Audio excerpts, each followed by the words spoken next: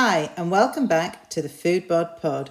And this time it's all about baking. Join Sophie and I in my kitchen and see what went on behind the scenes as we recorded this fabulous episode.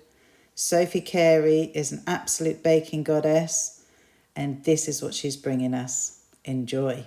So I'm starting out with a recipe I've been working on after I was quite inspired by a visit to my local honey farm. Okay. I'm quite into holistic health, and I'm not a medical expert. I've been reading up on it a bit more recently. But the amount of micronutrients that are in honey, it's something that I was determined after that visit I've got to use more of in my baking. So I've got a jar of local Devon honey, and I'm going to be making, it's a salted honey pecan cake, which is made almost in the style of an upside down cake, where you use the honey to make almost a sort of caramel that goes on the base of the tin with the pecans, and then you pour the cake over the top, and when you turn it out, you've got a lovely kind of caramelized pecan. Wow. It's really, really tasty, and it's a nice way to use honey. You're not using it instead of sugar, but you're using it instead of making a caramel for the top. Okay, if someone didn't want to use honey, could they use maple syrup? Does it work in the same way? It's different. It's a different consistency. So if you're not going to use honey, I think you'd be better off making a caramel from sugar and butter. Okay. But because not everyone is interested in honey, but it would taste just as good. And if you wanted to, for that, you could add to that caramel a splash of maple syrup to get the flavour through. So you're not just using the sugar and. So if anybody's watching the video, we're surrounded by lots and lots of ingredients. And so is this one that you're going to make in a mixer? Yes. Okay. I like to make my cakes in a mixer, mainly because I like to use butter instead of oil or anything like that. Okay. And it just takes an age to beat butter and sugar together. I'm a big fan of the all-in-one method, so keeps your cakes really nice and light. And something important actually is that we're going to use a little bit of wholemeal spelt in the actual cake mix. Right, I'm going to back you up. Go on. Remember, I'm not a baker like you. So tell me for those that don't know, what's the all-in-one method? Oh, okay, yeah, it basically just that there's kind of, for standard cake making, butter-based cakes, there's two trains of thought, which is that you can either cream the butter and sugar together, I did that at school. Yeah, until they're really, really light and fluffy, and then add your eggs and flour, in various stages so that it doesn't split. That's really, really good for getting an amazing light cake, but I'm not that fussed about the lightness with this cake. It's almost a little bit stodgy in a good way. It's kind of quite a rustic cake. So all-in-one method is literally where you just put all of your cake ingredients in the bowl and just mix them until they're mixed. A bit like I make sourdough. Exactly. Okay, so you're taking it from the step. So exactly. the when you cream the butter and sugar, yeah. I mean, that's what I would have learned to be make like a Victoria sandwich, that kind of thing. You're so just incorporating a lighter sponge. Exactly, yeah. Someone asked me something about a cake recently about whether you could be using starter in it, and it was a chiffon cake.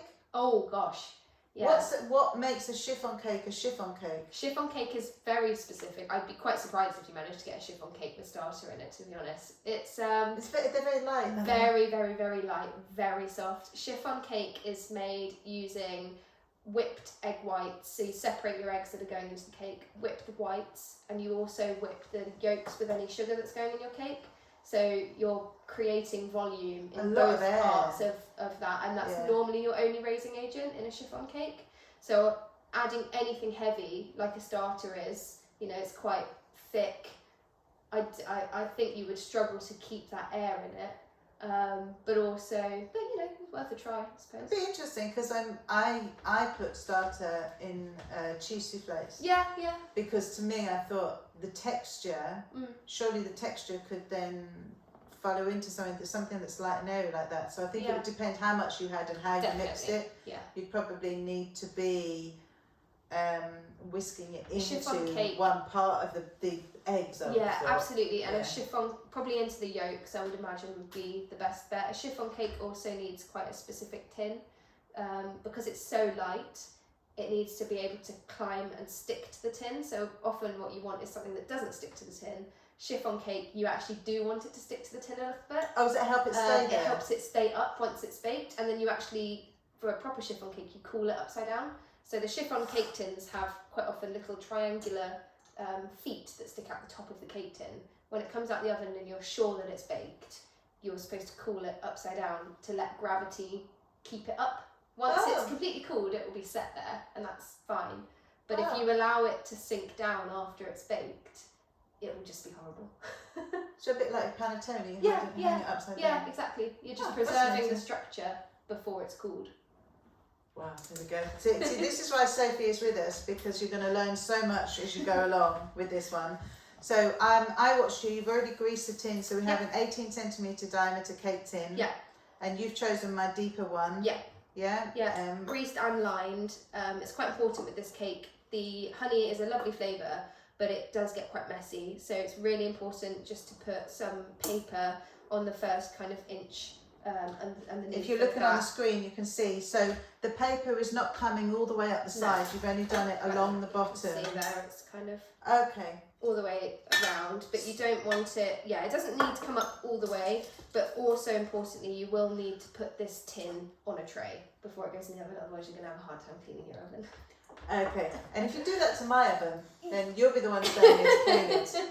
Okay. We'll put it on a tray. Okay, so what do we need to do? First thing to do is just to add some salt to some of this honey. I just think it gives it a nice kind of edge, a little bit of a sophisticated flavour. Takes away just some of the sweetness of the honey as well. But yeah, really, really nice just to add a little bit in there. So Sophie has tipped some honey into the bowl. Yeah. I take it you've written this up, so we've got quantities of people. Yeah. Okay. It's about 1/4 cup. I know American measurements are not always the most useful, but I find a cup measurement is the most useful for honey because you can oil your cup and then tip it out. Yeah. But I will have it in grams as well. So 1/4 cup is usually about 30 grams kind of thing? Yeah, and then it's about 1/2 teaspoon of salt. Okay, so I've got the pink salt stuff just because that's what I've got for my bread. But you can use any granulated salt, really. Yeah. So you're just stirring the honey with the salt. Yeah, you just want it all dispersed through Is there. this like the idea of salted caramel, that kind of thing? Yeah, kind of. Salted honey is like the new salted caramel. In a Oh, way. is it a thing? It's a thing, yeah. Oh, is it? Okay. But I'm quite interested to use honey just because it's of the health benefits I've been reading about. In particular, well, you're gonna once you've done that, you just want to literally just pour it. So you mix the salt into the honey, and that's going to go straight into the lined tin. The lined tin. Yeah. If you've got hay fever, a 1/2 teaspoon every day of the year of local honey will get rid of your hay fever symptoms because you're microdosing yourself with local pollen. But also, particularly for women, honey and the micronutrients available in honey are really good for managing hormone levels and just keeping your hormone levels regulated. Yeah, I'm sorry, but at my age, you'd need a jar of There's only so much that you'd be able to have to manage your hormones. Similarly, actually, with I've been reading up on it on the spelt flour as well, because we're going to use some spelt flour in this recipe. And anything with increased fibre like spelt is actually really good at helping your body to release excess estrogen, which can just help to regulate your hormones. So it's really interesting. There's a lot of good books about it. It's all a bit hippy-dippy, but it is very interesting. I'm going to dump the HRT and I'm just going to go into spelt and honey. Yeah. I will pre-warn my husband and son. Experimentation is happening. It's very interesting, but there's. I mean, I'm a big believer in diet, and what you put into your body is what you will get out. And I think that the more that you can look after yourself, I don't consume anything that I don't think is going to benefit me. Yeah. I just don't see the point. But that's a whole other episode. Yeah. So we've got a nice layer. Just a little layer of honey. On the bottom. Okay. And then you just want to take the pecan halves. If you don't have pecans or you don't like them, could you use walnuts? Yeah, walnuts, almonds, anything like that. Cashews would probably work as well. Or you could do fruit. You could do apples, pears, anything like that. So it's going to have that look almost of like a fruitcake. Yeah. Okay. Yeah, you can take the time and place them really neatly, or you can just scatter them on the bottom. Either is fine. You might get a few that stick to the paper when it's released, so, quite often I like to put a neat layer around the outside and then just scatter some in the middle. Okay, so Sophie's just placing some nuts all the way around the edge. Yeah. If you can hear the pitter-patter, Bob's having a walk around the kitchen, as ever. Hey, Bob. So whilst you're doing this, because this is going to take a little bit of time, something that we were having a conversation about, which I'm really keen for us to bring in for you to explain to listeners. Okay. Something we see a lot of in sourdough discussions or people put in Facebook groups is bakers' percentages. Oh yeah. So you'll get a lot of people coming to sourdough and they're going, what is all this percentages thing? What's that? And I've never used bakers' percentages. Yeah. My attitude tends to be, keep your life simple. You don't need to use percentages in anything. However, for those that are keen to, explain to me and the listeners, what is the point of bakers' percentages? Yeah, so bakers' percentages is the way I was taught. I wouldn't, the same as you, I wouldn't really advise people get into it as home bakers because it can add another level of confusion, but it's the way I was taught as a professional. And basically, bakers' percentages, what's good about it is that it helps you to scale up or down your recipes as much or as little as you like. Okay, so let's just backtrack so someone doesn't know what we're talking about. Yeah. What you might see is someone puts up a recipe and they go, I used 69% of this and 2% of this and 5% of this and 3% of this. And I always want to go back to them and go, and what was your starting point? Exactly. You're using 69% of what? So what? As a home baker, you look at that and you go, "What? That I'm never going to make sourdough because this is it scares people." Yeah. So it's really important when you train as a professional baker that your recipes are not for making one tin or one cake or whatever it is, or that even they should be for making 10 cakes. You should be able to take your recipe and say, okay, well today I have to make 35 of these cakes. I don't need to go and write a new recipe because my recipe is scalable, and by that I just mean that you could make more or less of it as it goes. What baker's percentage is based on, 100% is always your flour. So even if you're using two different flours, let's say I'm using 90% white, 10% spelt, that makes my 100%. I know, okay, roughly I'm going to need to make X amount of loaves, 60 loaves, so I know I'm going to need, let's say, 30 kilos of flour. Okay, so if that's your starting point. 3 kilos of flour, whatever. Yeah. That's your starting point. From there, every other ingredient is a percentage of that. So if I'm doing, I often work in baker's percentages at home just because it's how my brain's been trained to work. If I'm making a loaf of bread, 500 grams of flour. Mm-hmm. I like 2% salt in mine, which is quite salty, but I like salt. I know that that's 2% of 500. Right. 20 grams. So there's the bit that has never been explained to me. You're starting with the flour, so it's always about the flour. So the percentage relates to your flour amount. Yes. So if you want to make life easy, and you say we've got 100 grams of flour, if you've got your 60% of something, you're talking about 60% of that 100 grams. Exactly. So you've got your 60 grams of flour. Exactly. What it's especially useful for, if you make a lot of cakes at home, it is a faff to get your head around the maths. But if you make loads of cakes, if you're transitioning from being a home baker into maybe making some for customers at home, it's really important that you get to know baker's percentages because of eggs. Because you can't spend, if you have to make, let's say yesterday you had to make 7 cakes, today you've got to make 12, it will prevent you from having to go, right, well, how many eggs do I have to crack and de-shell to get the right amount of eggs per mix? You can say, crack all of your eggs beforehand, whisk them up, you've got liquid egg there, and you can then say, okay, well my recipe calls for 12% egg, so I can then work out from the flour how much that's going to weigh. So you're weighing the eggs? It's all weighing rather than one egg. So it helps you to, Exactly. It helps because you to be eggs precise. are all different weights and stuff anyway. Yeah, exactly. Yeah. So do you think that's what it's derived from then? It basically, the point is, I don't think that's where it's necessarily derived from.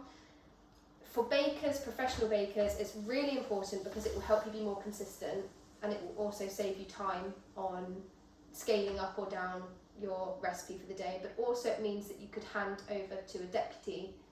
They don't need to know your recipe per se, they just need to know the percentages. Because they know they're starting from flour. Exactly. So you'll be able to say to them, your flour is 3 kilos of strong white bread flour. You're starting. Therefore, your water is 65% of that 3 kilos. And the really easy way to do it on your phone is to, let's say you're using 500 grams of flour, you could put in 500 and then you know, okay, I'm going to need 65% of that as water. 500 times 0.65 and that gives you your calculation. But it's, as a home baker, I don't often recommend it because it leads to more confusion. But if you are someone who does a lot of baking and some days you're making more, some days you're making less, instead of doing a mix, cleaning that way, a new mix, cleaning that way, a new mix, cleaning that way, it does help in the end. If you and I see that, but I think that the whole thing for home bakers, especially if you're making 1 or 2 loaves, and people coming straight into that, I just think it's just a level of confusion. Ultimately, it's for trade bakers. It's not really for home bakers, but it's the first thing that I recommend to home bakers who are expanding into running a business. Right. If I've got customers at the mill who are micro bakers and they're asking for advice on how they can progress further, the first thing I ask them is, are you using baker's percentage? Right. Because it's really important for your consistency as someone putting out 50 loaves a day rather than someone who's making 2 or 3 a day. Okay. That's where it's key. Well, I hope that's cleared that up for someone. I hope that they found that useful. Because you were talking about the other day, I was determined to get you to talk about it. It's quite trendy at the moment, and I appreciate fully. It's very trendy, and it doesn't add a lot to the standard home baker. It in fact makes them more confused. So. But then we had a conversation about this as well, about the whole dough temperature thing. Oh yeah. There's just so many things that I see people discuss, and it's people bringing a level of complication into home baking that's just not needed. Yeah. It's relevant when you're scaling Absolutely. up. Micro bakery, industrial bakery, arts and bakery, whatever. It's this, yes, but not if you're just a home baker making 1 or 2 loaves a week. Yeah, and just, I think why make life so difficult? This is where a lot of really keen home bakers have such a fascination with the baking industry, the industrial side of it or professional side of it. If you can have an outlet for that fascination somewhere else, i.e. reading about, bakery news, or a lot of people really like Inside the Factory, that sort of thing. If you have an outlet for that somewhere else, you can still enjoy your baking as a home baker while understanding the trade, but you don't need to act like you're in the trade if you're not, because it will confuse you more than it will confuse anyone else. And there we go, she's told us. Right, we have our tin. We have a very, very pretty layer of pecan. Yes. It looks a bit like a Christmas cake top. Yes, it will do, yes. Okay. Yeah. So what's going in next? Next, just need to weigh up all the ingredients for the actual cake mix. So that's the topping done. Okay. All of my cake mixes are based off of a standard ratio in my head.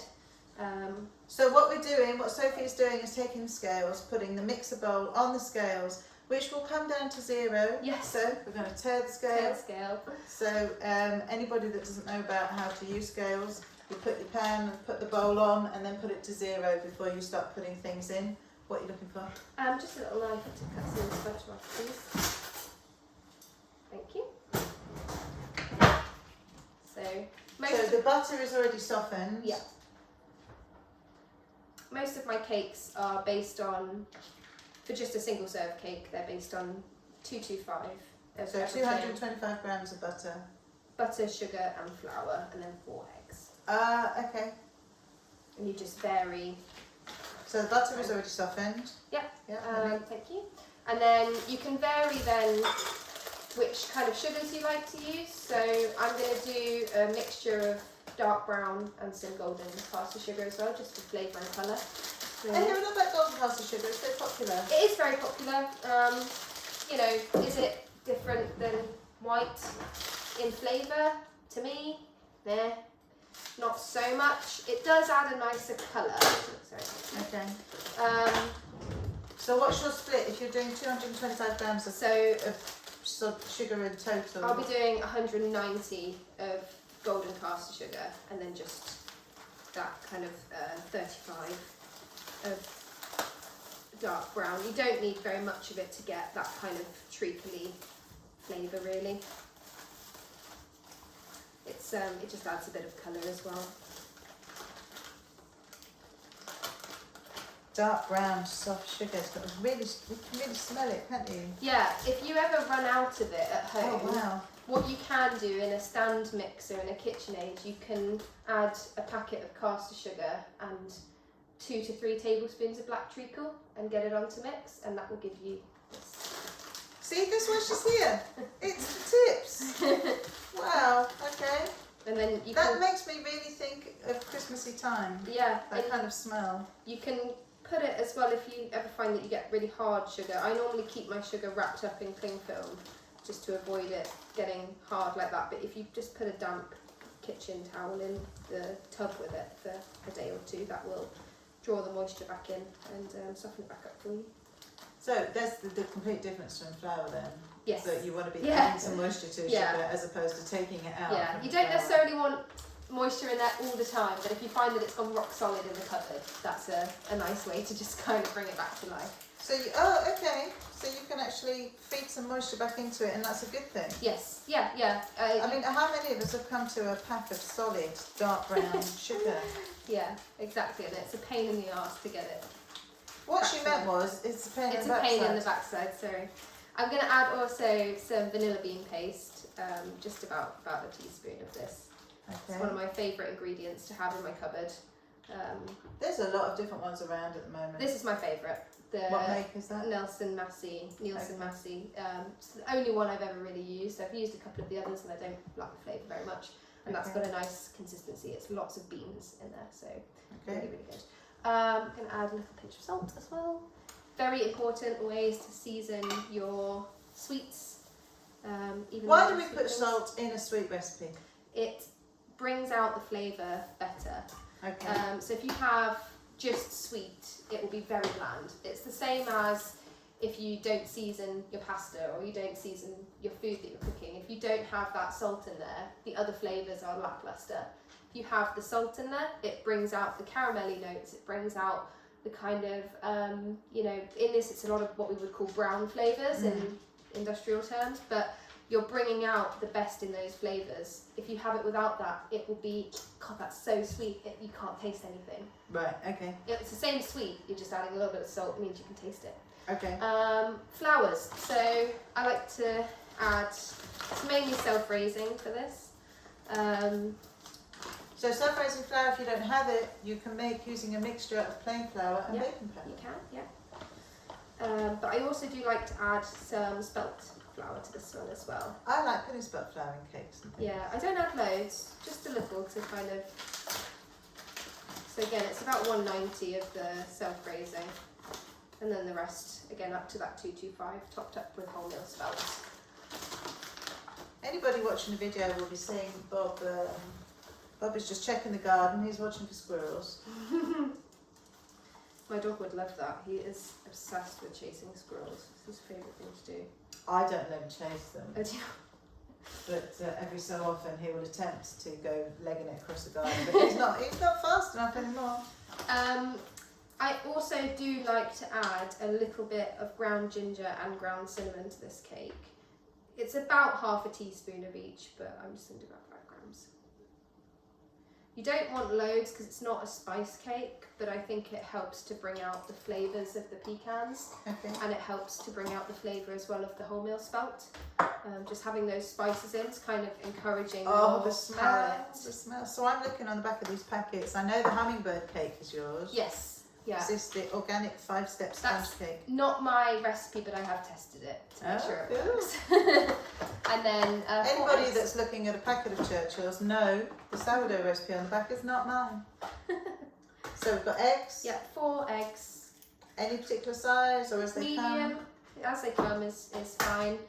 For again, this is I think quite a common misconception that the size of your eggs should matter that much as a home baker. No. If you're making things on a really big scale, you might well find that you have to be cautious about the size of your egg, because a 5 gram difference from an egg, if you're using 300 eggs, if every egg is 5 grams different, that's a big amount adding up. But if you're a home baker, it will make absolutely no difference to And you know, I have this in my enriched sourdough recipe. It doesn't make any difference the size of the eggs. That's it, all in, and then we're going to bake it off. Mix it. We're going to put that, so how long, we won't make people listen to the recording of the mixing. How long would you have it in the mixer for? Literally about 3 or 4 minutes. You just want to mix it until it's all come together, there's no massive lumps anymore. You don't want to overmix it because of the spelt flour. And what thing are you using? Paddle attachment. So you want to be using the paddle. So if you've got a Kenwood mixer, it would be the K. Yes. Okay, so you're going to use the paddle Yes. and for about 3 or 4 minutes? Yeah. That's Okay, currently preheating. Yes, in my kitchen there is an oven being preheated because this is a requirement of the baker. So it's being preheated to 180 fan, Yes. which would be 160 No, conventional other way oven. around. 160. 160 fan, 180 conventional oven, Yeah. which 180 is about 360 Fahrenheit. Yes, correct. Okay, so My next, I suppose, tip, one of the things I would always encourage people to invest in if you do baking, anything baking that isn't bread at home, is to get a set of these mechanical ice cream scoops. right. I have these, I have them in a few different sizes, and they are my most used kitchen item, I think. For depositing cake, you'll see why in a second, but also I use my smaller one for portioning out cookies. Now I get it anything for like that. cookies and the thing, but to be putting a full amount of cake mix into your cake tin, Yeah, you're yeah. still going to use it, what, I to am. give you an even level? To give me an even level. I sometimes use it as well if a lot of my cake recipes make 2 cakes, you know, or 2 loaf tins or whatever. It means that you can make sure without weighing that you're getting an equal amount in each cake tin, but also for this and for anything I do where it has a kind of upside down bottom, I suppose, you're dispersing it evenly without pressing down on it, so you're Yeah. not ruining the design that you've just laid down. Well, there we go. So you're just going to be scraping out and plopping it in as if you were adding ice cream. Yeah. So if anybody wants to see what she's doing on video. And you always go around the outside first, because if you don't have enough, or you find that for some reason it's not stretched as far as you thought, you can always level it into the inside, but it's much harder to level it round to the outside afterwards. So just basically scooping out a load of the cake mix and plopping it into the pan all across the top of the nuts. That's very cool. That's very cool, David. A lot of my cake recipes quite often they'll either do 2 tins or they'll do a tin plus a few fairy cakes or muffins, Okay. because I think quite often people are making something for an Someone event. else. You want to be able to taste it before the event to know whether you've got it right, so that's why I end up with just a little bit of surplus, because I would normally put it in muffin cases, and that way you've got something to test before you serve it to other people. I might be able to find something. That's about as much as you really want in there, maybe. Okay, so we've got a layer. Are you going to just... I'm just tapping it You're out. just tapping it. You don't need to spread it. No, because it's got butter in it, it will self-level. Anything with oil, you really want to kind of spread out, whereas anything with butter, because the butter will melt, it will self-level. But that won't work with oil because the oil will get thinner. Oil is already liquid, Right. so it's as liquid as it's going to be when you've made the mix up, whereas this is much stiffer than it would be in its most warm state. Right. So because oil is when you make a cake mix with oil, it's as liquidy as it will ever be, even if it's heated when it's in the mixer. You want to make sure that it's as level as you want it, because you're not guaranteed that it's going to do anything or change in any way in terms of self-leveling. Wow. Wow. Yeah, that's the cake. It's in Okay. the oven. So once it's ready to go, how long does it need to go in the oven for?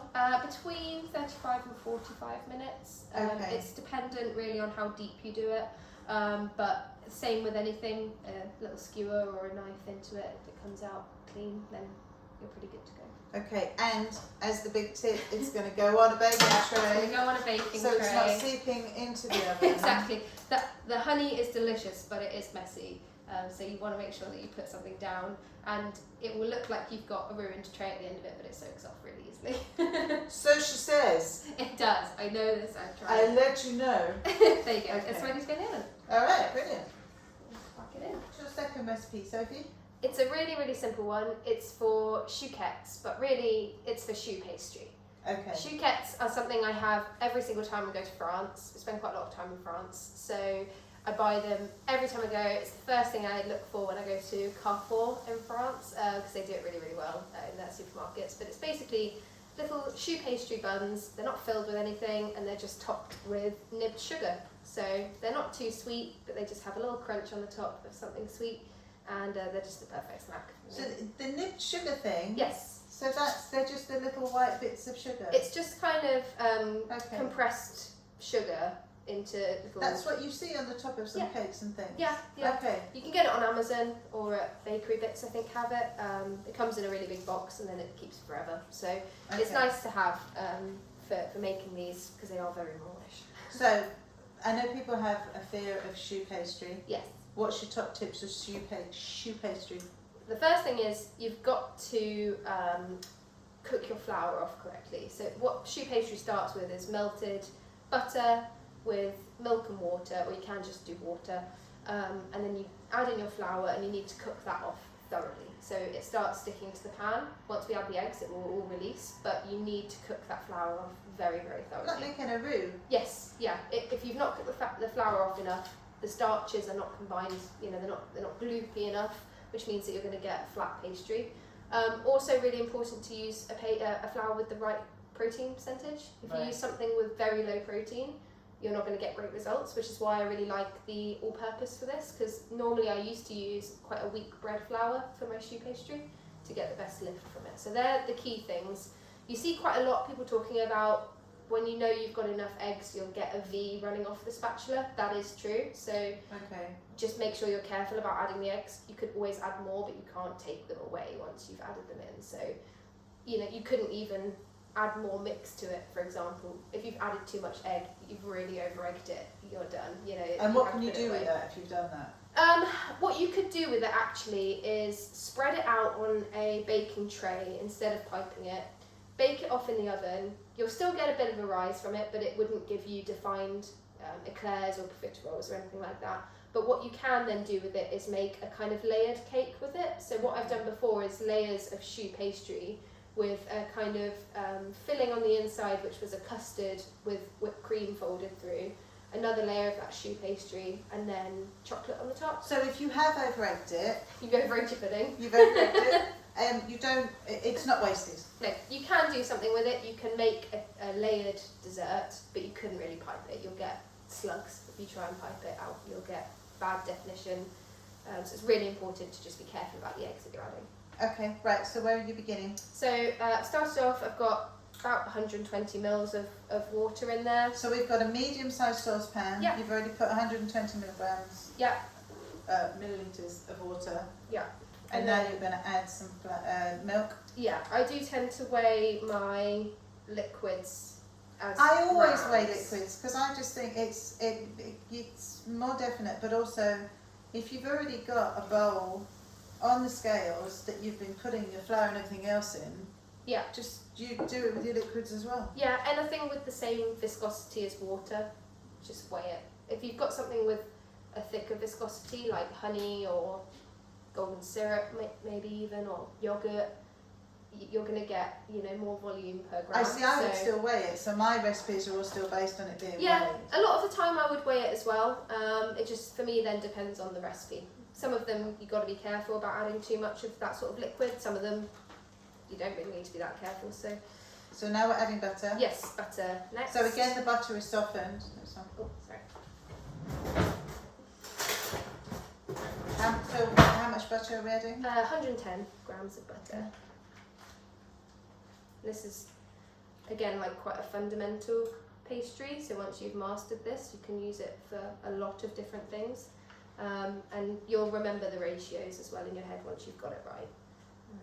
A choux pastry you can use for so many things. Yeah, I use it all Sweet, the time. savoury. It's a really good one as well for the summer months, because if you've ever been told you can't make pastry because your hands are too hot, this is all done hot, so you don't need to worry about it. Same as hot watercress pastry as well, it's all done hot. Do you believe in that though, if your hands are too hot? No, not at all. I don't believe in that these days. The only thing that I would believe in that for, perhaps, is if you're making full puff pastry. Yeah. But what I would more say is I've never met anyone that runs hot enough that they are melting butter with their bare hands in seconds. What I would say is you need to make sure that everything's thoroughly chilled if you're going to make puff pastry. But it's more about that than it is about having hot hands. Then we're just going to get this on the stove, melt it. Okay. Just basically want to melt it and bring it to a simmer. So we've got the water, the milk, the butter, and that's just going to I'll tell you what, actually, as well, we're going to add about a teaspoon of caster sugar. You can add this in with the flour, but you can also just add it in with this bit. Is that all the sugar that goes in it? Yeah. Okay. Because we're going to put nib sugar on the top. You don't want too much in there, but also you could then use this recipe for a savoury choux pastry as well. So if you wanted to top it with cheese, I would still recommend adding that pinch of sugar because it helps you to get that caramelisation in the oven. Okay. And a bit of salt. A little bit of salt as well, just a pinch, because I've used unsalted butter today, whereas I would normally use salted butter. Okay. Again, the recipe would all be written up. Yeah. Which one are you using? For this one. That one. So, what do you want? Just medium? Yeah. Okay. So the pan is now on the hob or stove, wherever you are, and just going to be on a medium heat, just to melt the butter and bring it to a simmer. Yeah. While that's going, I'm just going to get my flour weighed out as well. So I just need a little bowl for that if possible. How much flour are you having? Just about 120 grams, 125 grams.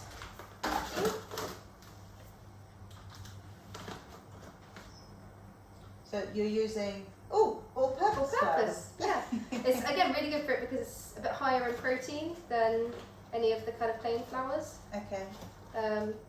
You want that extra protein in this. A lot of bakers, French bakers, will use bread flour for making their choux pastry. Okay. You need that strength. So you want it strong. Yeah. Yeah. You really do.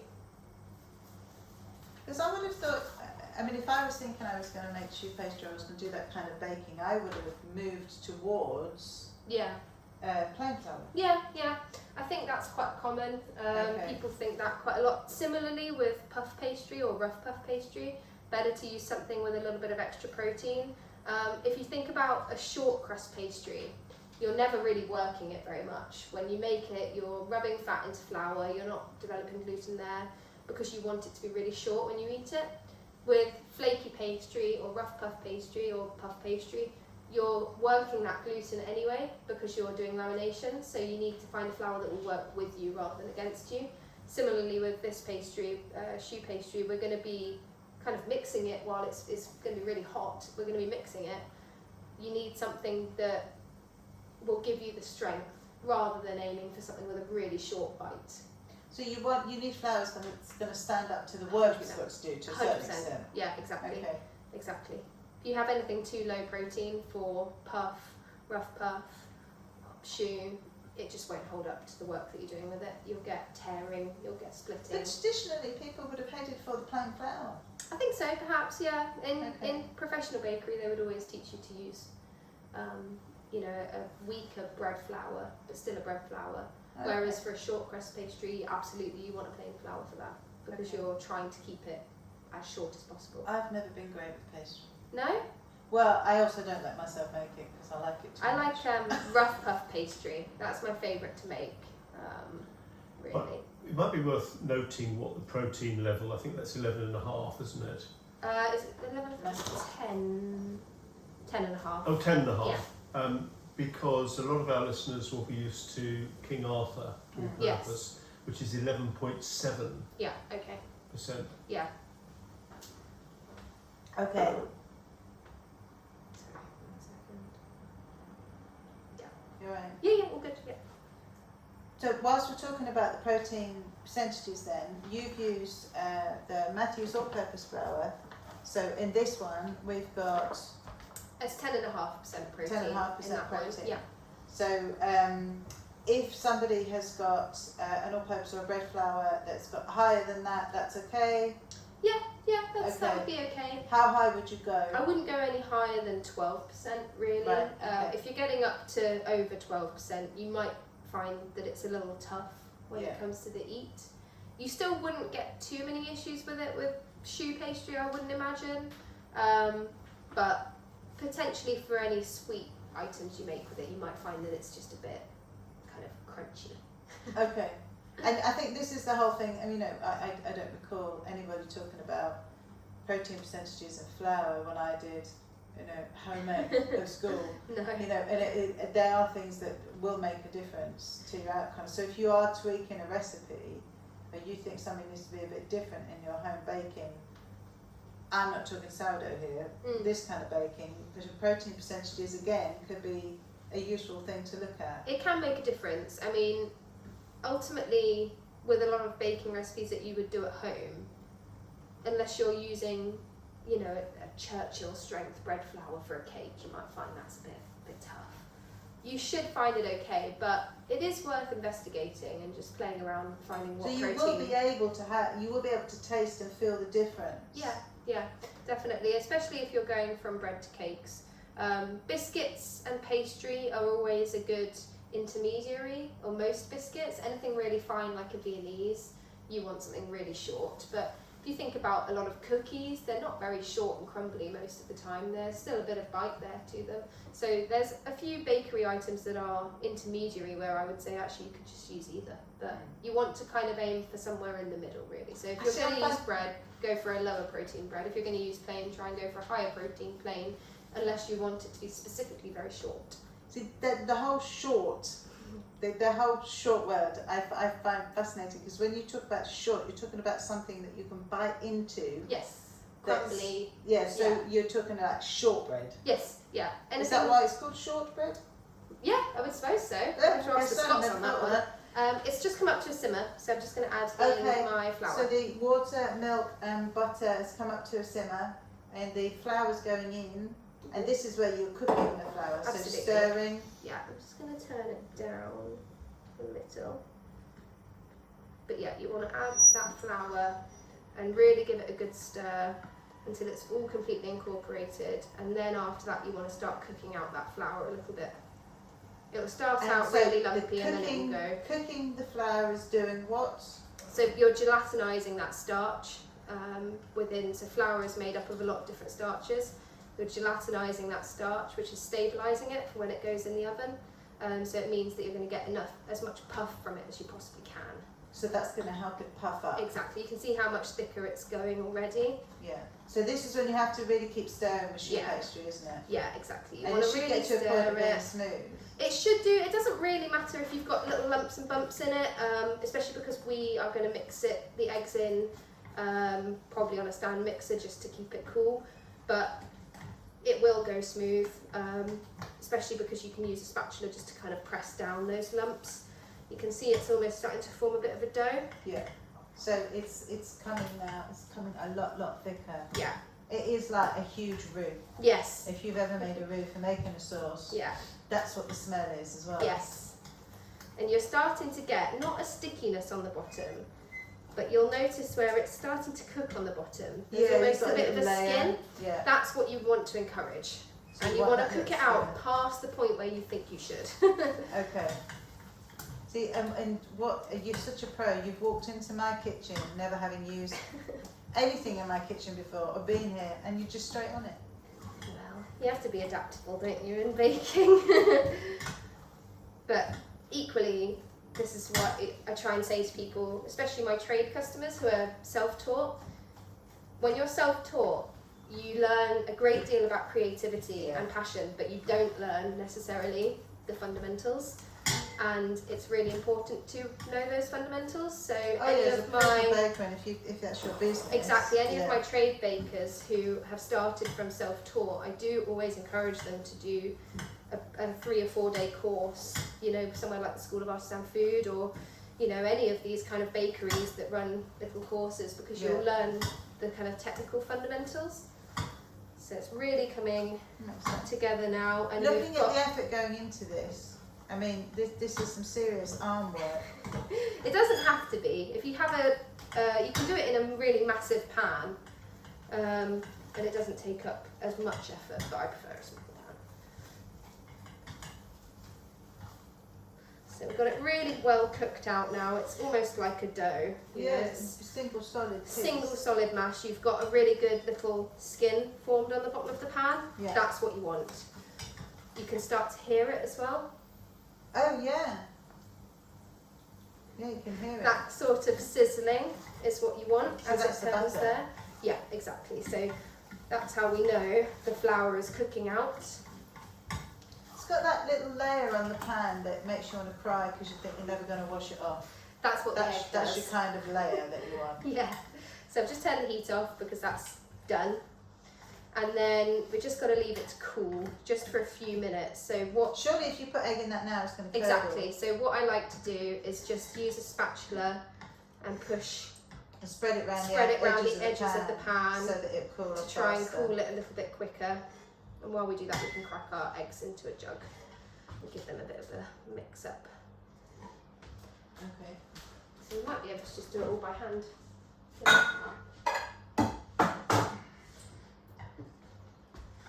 Maybe I think we should so that people can see the. Do those muffins need to come out?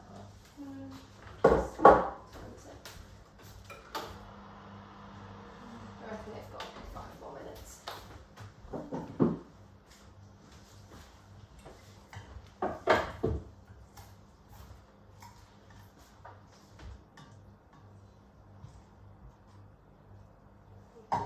Okay, so we've now got the mixture spread all the way up the sides of the pan, encouraging it to cool. And you kind of can give it a bit of a mix up every now and then, just really encourage it to cool down. You don't need to be so precious about it. A lot of people talk about you have to wait until it's cooled to blood temperature or body temperature, where if you put your finger in it, you couldn't tell the difference between what you're feeling.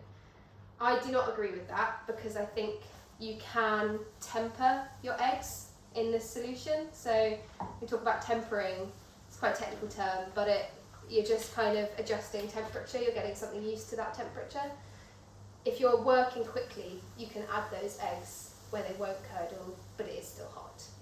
They'll temper. Okay, so tempering is something we hear people talking about with chocolate. Yeah.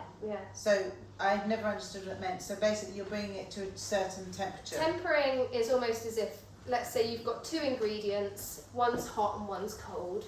You're using those ingredients to go like this until you're there. To bring the So temperature. you're almost rubber banding, where you're bringing up, down, up, down, up, down, using the hot ingredient and the cold ingredient until they're the same.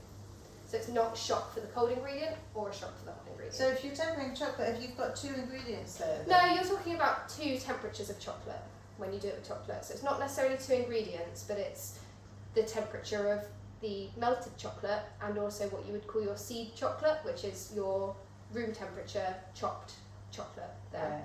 You would use the hot melted chocolate is now out of temper because the crystal structure is not aligned correctly. You would then use your seed chocolate to add that in to get it down to a temperature quickly enough that it solidifies. Wow, well that just lost me. But I was always rubbish at chocolate at university. So I'm not actually the best person to talk about chocolate. My lovely friend Kieran is. He's really, really talented at chocolate. Yes. And I met Kieran.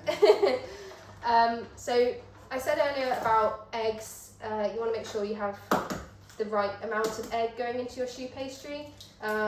It can vary from day to day how much exactly egg you need for the recipe.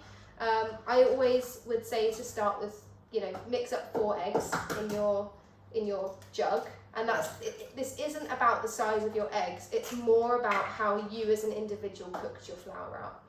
If you cooked it out for a minute less than I did, you're going to need slightly less egg.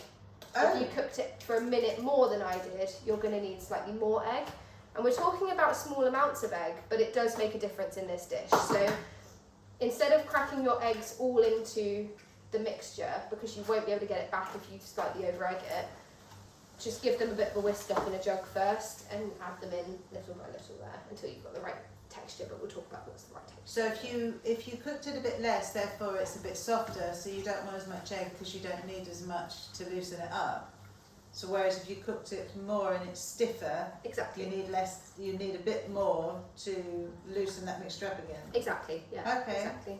Wow. It's completely dependent, but it also could be about what size your saucepan is. If you use a massive saucepan, you've given the liquid more of a chance to evaporate before you've got your flour in, whereas if you use a small saucepan, there's less chance for it evaporating before you put your flour in, so that could make a difference. But that's why it's completely dependent not only on you as a person, how you work, but from time to time. I could make this recipe with these exact batch of ingredients 3 times over and need just a slightly different amount of egg every single time.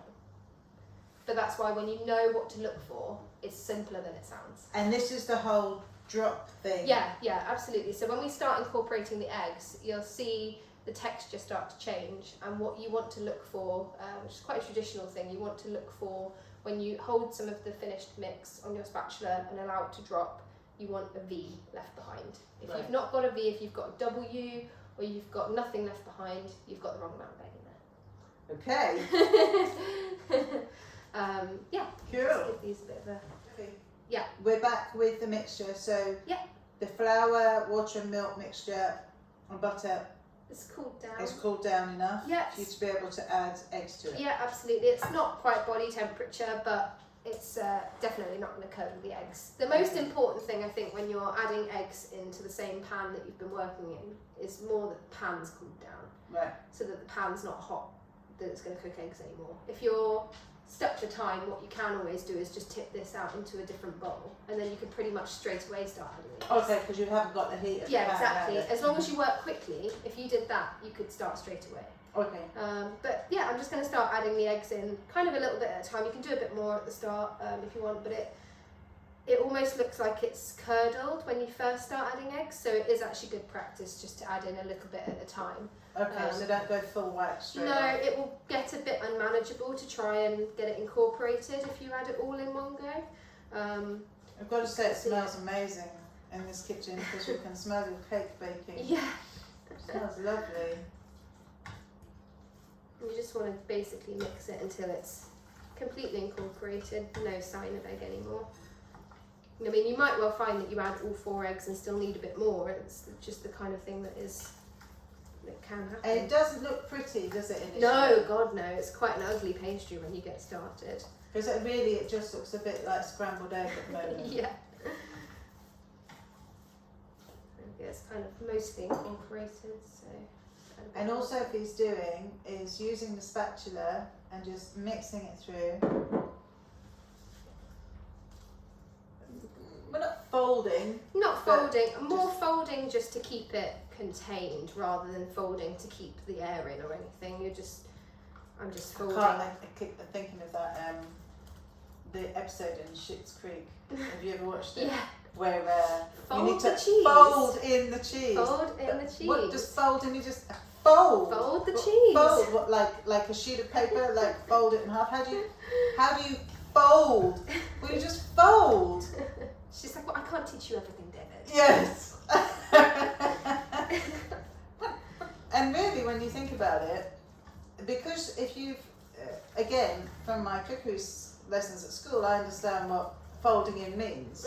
With taking your your metal spoon and your cutting stone and you're turning it around, and that makes sense. But if you've never cooked or baked anything and you're reading instructions that say fold in the egg, Yeah, doesn't make sense, does exactly, because you're not picking it up and folding it over with your hands.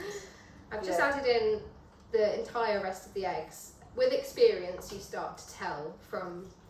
You know it's going to take. I know all it's that going egg. to take all that egg, it might even take more. But now that you've put it in, when you look at it right now, it looks highly unappetizing, Yeah. and it looks like it's It's never a bit going to like take a all the beige egg. brain. If you had a brain that was beige and someone put it in a stand mixer, that's a Yeah. bit what it might look like, I imagine. So appetizing. Oh, yum.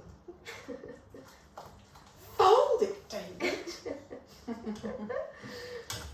I've got to watch Schitt's Creek again now.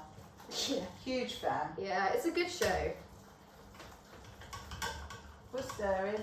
Yeah, see, it starts to come together. I'll show you what I mean by the V as well, because we're not at that point yet, but you'll see the difference. Again, this is some seriously hard work. You can do this on a mixer, I often do, Okay. but you can just as easily do it yourself. It's not necessarily hard work, it's just a long work, you know? Yeah. So when we talk about the V, you want to get a dollop of it on your spatula and just coax it to drop off. We've not got anything there. When it's what's left. When it's the right texture, what's left on the spatula will give you this V Whereas shape. this is just broken straight It's off. just broken straight off. So we're going to need So what another does that egg. mean? Definitely. Another egg? Yeah. Okay. We're going through a lot of I- eggs here. I bought so many. I'll crack that straight in because I'm quite confident that it's going to take that whole egg. But at home, you could just give it another mix in a jug and then add it in. It's a really orange yolk. Oh, really orange yolk. Burnt brown. Which, as we were saying, might not even mean a happy chicken. So, as Sophie was explaining to us, the colour of the egg yolk is all about what the chicken's been fed.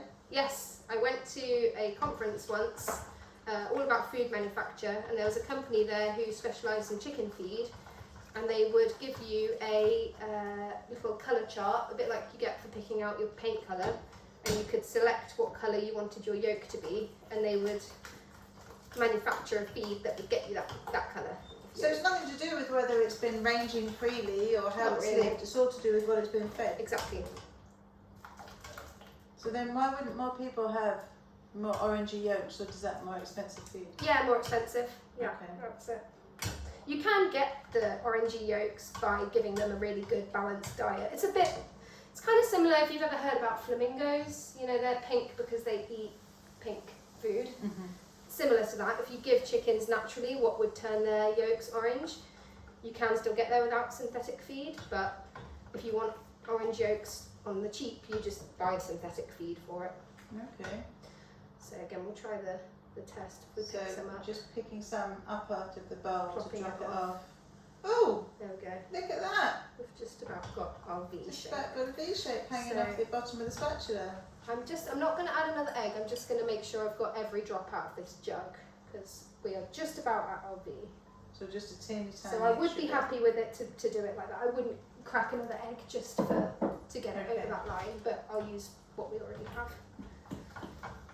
bit. So all this work that you're doing by hand could have been done in a mixer. Absolutely, yeah. You Okay. can do it in a mixer. Once you've got your cooked, flour, butter, water mix, just transfer that to a mixer bowl, and then what you can do to speed down the cooling process is just put it on with the paddle attachment and the air will cool it. Okay. And then you can, from there, just add your egg while it's running, dribble at a time. Would you like me to get this cake out the oven? Let's give it a test. See if it's ready. Do you need a metal skewer? No, Ooh. not ready yet. So I will Sophie's need had a an feel. oven on though for the, if that's okay. Yep.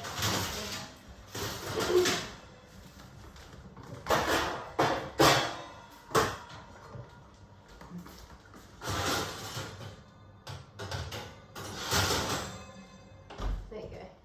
Oh wow! So Sophie's just tested again, and we have a V shape hanging off the spoon, spatula. There you go.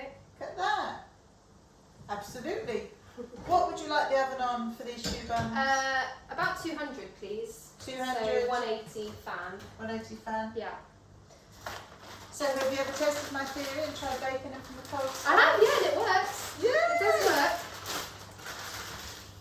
Everything can be baked from the cold start. It just freaks people out. It does. So I like to put this in a piping bag, but if you don't have a piping bag, you can just use a teaspoon to put little dollops of it on your lined baking tray.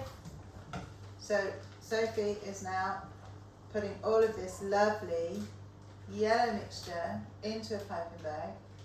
We have got a baking tray lined with baking paper, parchment paper. Mhm. You can just see with how you work how comfortable you are with all the things that you're doing. Yeah. How much you've obviously done it Yeah. many, many times. Yes. You get very familiar with these practices quickly. Okay, so that's all Okay, going into the yep. piping bag. And then if I could have a little dish of water, that would be really useful. Thank you. Like that? Yeah, perfect. Thank you.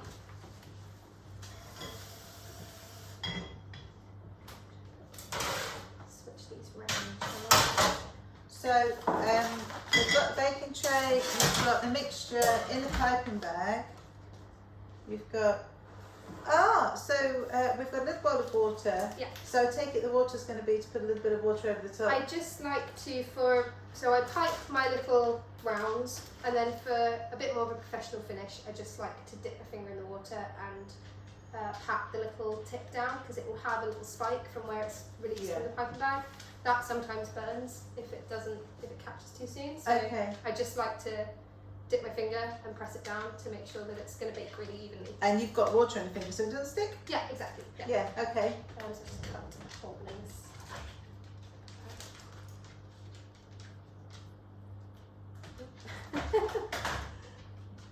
Thank you. And I'm just going to pipe kind of about the size of, it's kind of about a 50p piece in diameter, maybe a bit bigger. So we've got, you're going to do some little rounds. Yeah. So you're not making too much space apart. No, they won't stick to one another. Okay. Even if they do, it's not the end of the world because they're so delicious you can just eat them. Okay. So you're going to put a load of splodges of the choux pastry across the baking paper. Yeah. If you haven't got piping tips and you wanted to do something special with it, I've cut it at a bit of an angle. Okay. Because you can kind of use the tip to Give give it yourself bit a different shape. yeah, that's if you're a baking queen Yeah. and you know what you're doing. But okay. You don't need to be particularly precise about these if they're Okay. smaller than each other or bigger than each other. It doesn't really matter. If you're hearing background noise, remember this is because we're in my home kitchen and there's other people that live in this house. Yeah. And the dog. Puppy. And you could always do these as eclairs as well. Just pipe So yes, long I say ones. you could do it as a long strip as well, couldn't you? If that's what you Yeah, wanted to do. 100%. Or sheets, or you can even do them as, if you ever have had a Paris breast, it's a really delicious dessert, or a gâteau Saint Honoré, you can pipe them into kind of rings and do it that way as well. Gâteau Saint Honoré is delicious, and Gâteau Saint Honoré is named after Saint Honoré, who is the patron saint of bakers. Okay. So pray to Saint Honoré if you ever have a loaf that's going wrong. I don't have loaves that go No, wrong. I'm not Thank you, very the much. listener. Ah. We'll get another baking tray for the rest of that. Yeah, so Um, leave that there for now. So say you had all of that left. Yeah. Could you freeze that choux What you'd be better doing is baking them off and then freezing them baked. Right. Okay. That way you can freeze it, but you don't always get the best rise if you freeze it as a mixture. When okay. you come to bake it off, sometimes they are a little bit stodgy. Okay. It kind of depends on the temperature of your freezer and how long it took to freeze. So I would recommend baking them first and then freezing them. So you're just getting your fingertip into the water and just stabbing them just to take down any peaks or anything like that. Yeah, exactly. Okay. If you wanted to as well, because this is so plain, you could do these sweet or savoury. You could top them with cheese and black pepper or paprika for a real kind of 70s moment for savoury, or nibbed sugar, icing sugar. You can even make something called a craquelin, which is almost like a pastry, and you make it, roll it out thin, cut little discs of it and stick it on the top, and as it both bakes, you get this really nice crackling. I have seen that Yeah. on the Bake Off. I have. Or obviously you can just keep them completely plain and put cream in the middle and chocolate on top, and then they're profiteroles. But I like to just add this nibbed sugar. You can be quite generous with it because as they bake, it puffs out so much. If you've only got a few little dots on there, you've barely got anything on it by the end of it. So you can be quite liberal with it. So if we used the other half and we made something savoury, Mhm. what kind of cheese would you put on it? Parmesan, cheddar, red Leicester, Okay. anything kind of a We just medium hard grate some and cheese. just put it across the top. With a kind of fine grater, I would just grate it directly over the top, because then also what you get is not only the nice cheese on the top, but if you grate it directly with a fine grater, you get the kind of crispy feet from where the cheese on the Yes. baking tray has baked off completely and given you nice crispy edges. And how long do you bake these for? These bake for between 10 and 15 minutes. If you're going to bake them in advance to keep them for something, it's quite important that before you get them out of the oven, you just take them and pierce them with a cocktail stick or a knife or something to allow the steam to release, and then put them back in the oven for a further couple of minutes. Okay. That will stop Dry them out from then. getting soggy, yeah, that will dry them out. But if you're going to eat them on the same day or in a minute, then it's not worth the hassle. But that's what I would do if you're going to keep them for a long time. Apologies for background noise. Okay, so we've got little bits of salt, sugar on the top, and they're going to go in the oven. Yeah. Okay.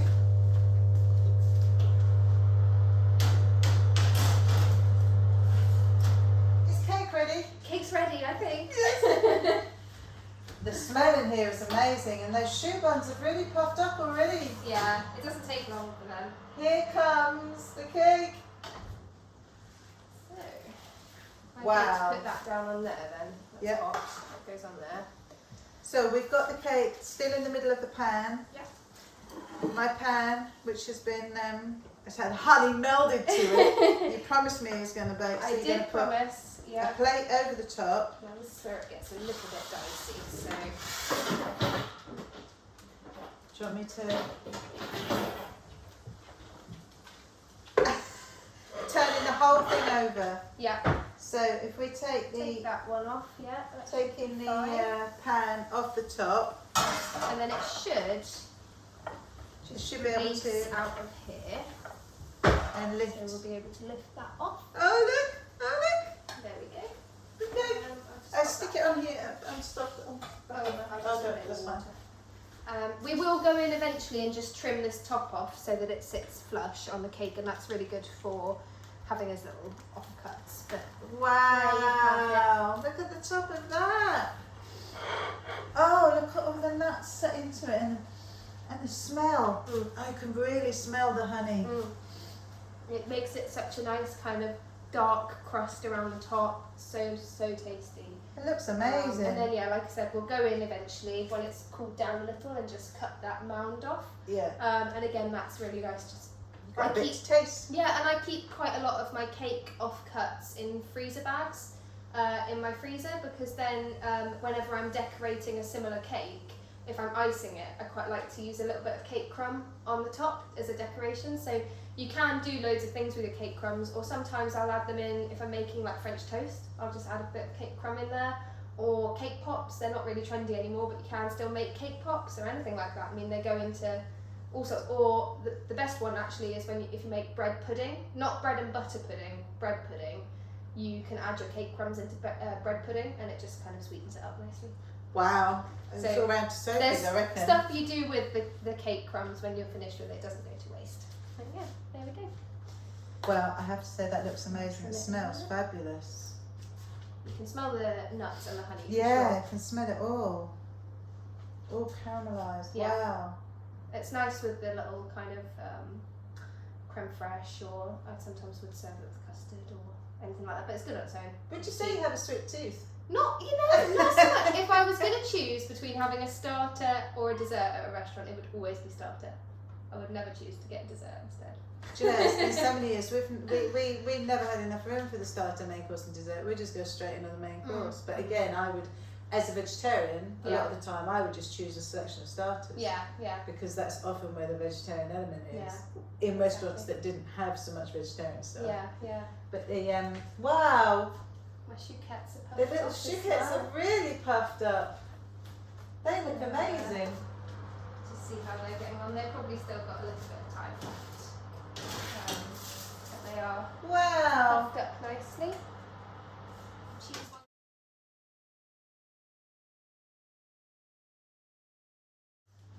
What's coming out now, Sophie? My chouquettes. They The are chouquettes. ready, pretty much. The ones that we did with nib sugar are ready to come out. They are so pretty.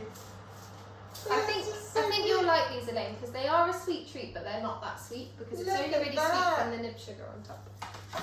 And the challenge, of course, is not to want to bite into one immediately. Yes, they're too and hot, then you have have to- all the hot air coming out. Yeah. If They you were are gonna- so light. So that's all you would do if you wanted them to So stay up what forever. you've done with a sharp Just knife is just poke a poke a little hole, Poke a little hole in the bottom, just to stop them from. just to allow the steam to release. Okay, and And that then- would help them to last a bit then. Yeah, and then you put them back in and just allow them to But really then, dry but out if you're for a going to eat minute. them straight off, you don't need No, to do that. you don't need to do that. If you're going to eat them straight away, they're fine as they are.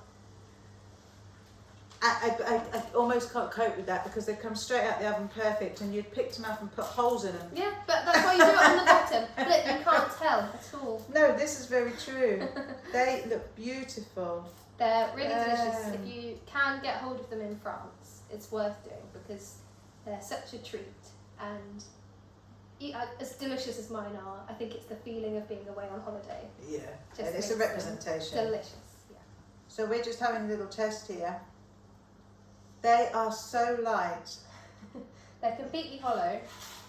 I don't know if the flavour is for absolutely everyone, but for me, it's just the perfect amount of sweetness with the sugar from the top. And it's simple. Actually, yeah. I mean, as everybody knows, I'm not big on sweet, but actually they're not overly at all. And they're so light. Yeah. And you could still fill these with a pastry cream or, whipped cream or anything like that, if you wanted to. But I think, they're just good as they are, I think. But filled with something as well, yeah. Mm. They're just perfect. And you've just knocked them up in no time. I should try and get you to speak now, shouldn't I? Because you have your mouth full. Oh, no. They're amazing. And we've just got the little cheesy ones. Yeah. Which So is just getting a bit crispy. Yeah, they look a bit different just because they've got a different topping. Yeah. So they've got the fat from the cheese across the top. Yeah. I just want a couple more minutes. There's a hot spot if you want to turn it round. Oh, is that? There's a hot spot in the Oh, that yeah, I see. corner. Yeah.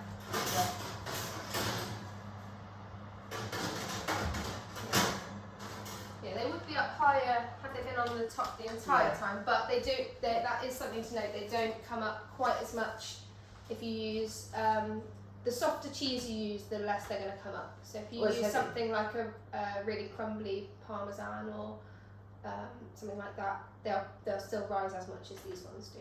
Oh, okay. So we used red Leicester across the top of these. Which is great flavour. It's a bit weightier. But a bit weightier, yeah. Exactly. Okay. Yeah.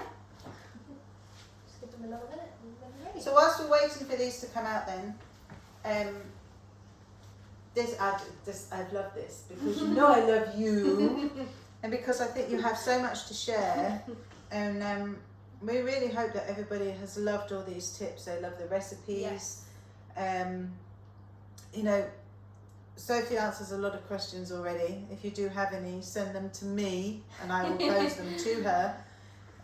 But I just, watching you work, it's all processes. It's just follow the steps. It's like, and all of it, really just follow the steps and have faith really, especially with the choux pastry.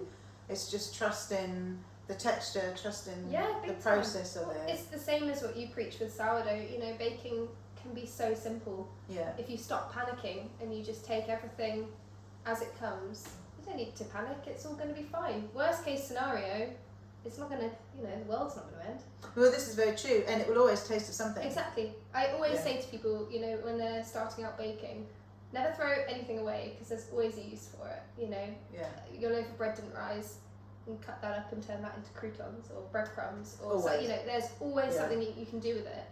And you might find actually that you stumble across something really delicious without realising. Oh, I think every time. Yeah. If something didn't turn out how you thought it was going to, you've made a whole new recipe, in my view. Exactly. So, how are these cheesy ones? Yeah, probably about ready. So, let's start now. Here comes our cheesy chouquettes. Yes. Oh, cool.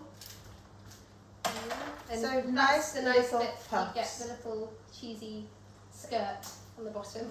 The little fun cheesy bits. Yeah, crispies. We would call them probably in my house crispies.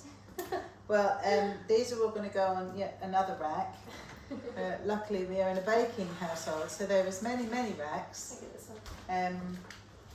We will take some more shots of them. We will pick Sophie's brain as much as possible, and we will make sure that you have these recipes. I mean, these surely when you're coming into the festive season. Yeah.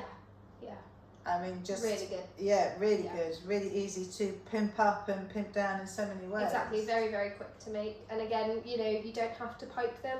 If you were getting a mechanical ice cream scoop, again, you can get them in any size. So if you were going to do these, a little melon baller. Yeah, melon baller, anything like that, just to quickly deposit, teaspoon size or tablespoon, however big you want them. But it is something that you can just whack in the oven if you've got people arriving, and it's so quick and so easy, and you can flavour them with whatever you like, really. Absolutely, and I can see that the paprika element. Yeah. That would have been the thing. Yeah, that would have been huge. Yeah. Yeah. But you can make them really small, make them giant, do whatever you like with them. But it's such a good pastry to master because people think it's so impressive. So it's a really good one, and it's so versatile, much more so than you think. You know, you can easily make it into a number of desserts and even starters. Yeah. Choux pastry, anything like that. You know, it's so versatile. So once you master it, you're pretty much set. But there you go. Now you've set down the challenge. Yeah. Mastering choux pastry. Master choux pastry. You've done sourdough. Now master choux pastry, and then put the two together and see what you get. Yeah. Well, yeah. The sky's the limit. We're going to put these on a tray, and we're going to take some photos. And thank you. Oh, you're so welcome. Thanks for having me. Oh, Sophie lives a very long way from me, so she's come a very long way to come and do this. So we really hope that everybody's enjoyed it. She will be back. Yeah. There's going to be festive baking. There is. We're doing some exciting stuff together. Oh, there's going to be festive stuff. Yeah. There's going to be Christmas lights. There's going to be music. David's going, oh my God, in the background. But there's going to be a really nice end to the year. Yes. And Sophie is going to feed our palates, and we will be doing more and more together. Yes. So look out for it. Yeah, absolutely. But we're going to say goodbye for now and put these on a rack, and we might let David try one finally. Always at the end of the party, ain't David? Perfect. Thank you for having me. You've been brilliant, brilliant. I really, really hope you enjoyed that as much as we did. I hope you will try the recipes. I hope that you enjoyed all of Sophie's tips. Huge thank yous to her for coming all the way to join me in my kitchen and bake these wonderful things. We will be back with Sophie again very soon. Until then, it's goodbye from me and us at the Food Bod Pod, brought to you with Matthew's Cotswold flour and Shana's sourdough.